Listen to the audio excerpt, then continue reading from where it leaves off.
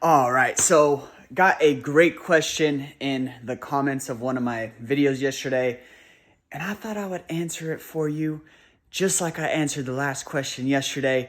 But someone asked, how long should we be dieting at one time, right? Because yesterday what I talked about is having different phases that you go through with weight loss and restoration and muscle building and yada yada. And so the biggest thing that we noticed, right? This is something for a year straight, is I was collecting data on when things would break, when people got diet fatigue, when results would slow down.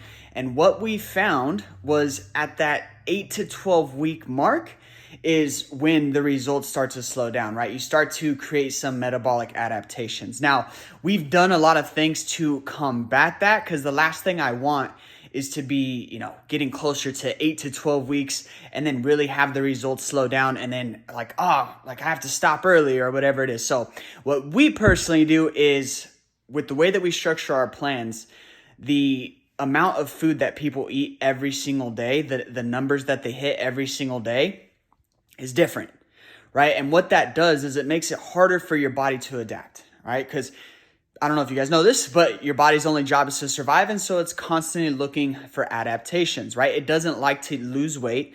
And so what it wants to do is it wants to create a new homeostasis or a new maintenance. And the way that it does that is through metabolic adaptation. And that's why when people eat the same things, the exact same things every single day with the same numbers, same amount, same everything, well, they tend to adapt and hit plateaus and, get frustrated, think it's not working, and then they go back to their old ways because of that frustration, right?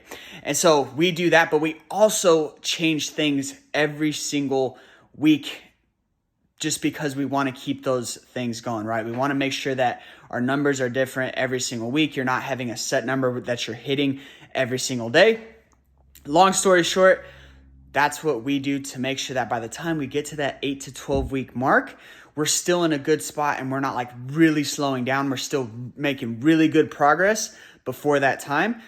With that said, once we hit that 12 week mark, that's when we start to introduce some more food, right? Because we do want to signal to our body that, hey, we can keep our metabolism up and running. We could keep it on fire because more food is coming. Right? And if your body senses, okay, more food is coming, we don't have to create this adaptation down here, well, then it's going to continue to do those normal processes, keeping your metabolism nice and strong and all that fun stuff. So I hope that was helpful for you. 8 to 12 weeks is the sweet spot, but don't just try not to go.